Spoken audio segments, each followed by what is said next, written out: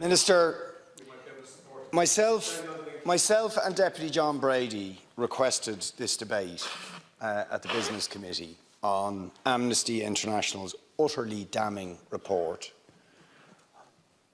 that Israel is a state that is operating a system of apartheid, and in doing so are committing crimes against humanity, and call for sanctions to ensure that that system, that inhumane and inhuman system, is dismantled. Now, we called for this debate prior to the barbaric invasion of Ukraine by Vladimir Putin. And all of us have rightly condemned the crimes against humanity that are being committed by Vladimir Putin in Ukraine. And the government has moved instantly, within 5 days, to sanction Putin's regime and take urgent action.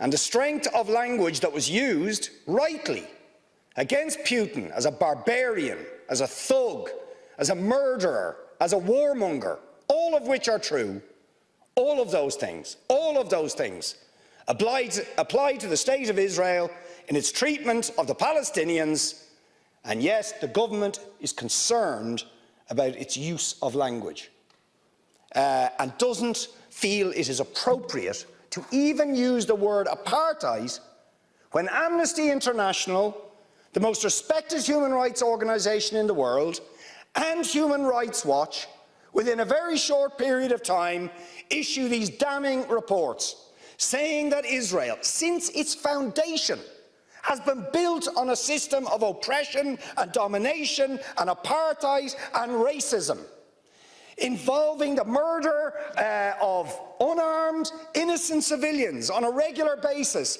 arbitrary detention and imprisonment, land annexations, the displacement of people, the denial of basic fundamental rights to 6 million Palestinians who are displaced outside Israel and the occupied territories, to the right to the return to their homes, to the illegal blockade of Gaza, which has left, as they say in the report, Gaza in a permanent state of humanitarian crisis, denying people access to food, to water, and treating the Arab population as a whole, the Palestinian population as a whole, as an inferior race. I mean, it doesn't get stronger than this. And yet you want to be careful about your language.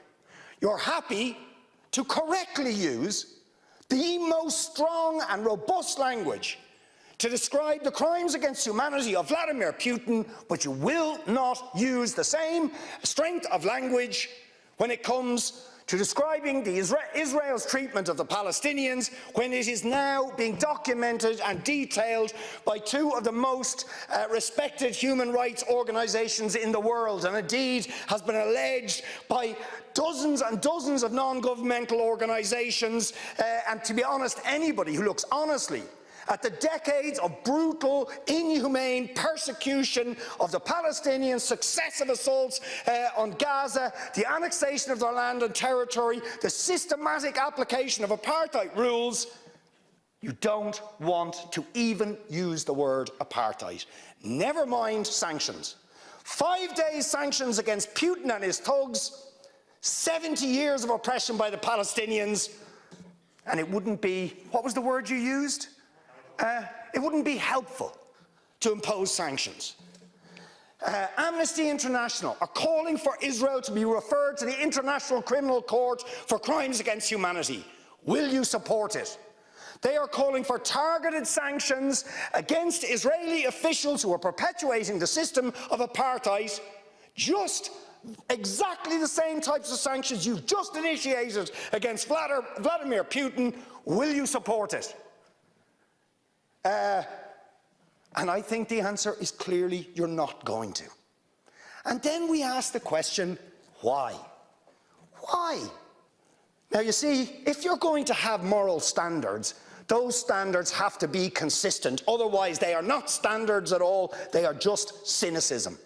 And of course, we all know the reason that the standards are not consistent is because to call out the apartheid state of Israel would be to run foul of the concerns of certain states that are now presenting themselves as defenders of democracy and so on, such as the United States, the UK, Germany and other powers, whose relationship with Israel, supporting it and backing it, means that the European Union's moral credentials are bankrupted.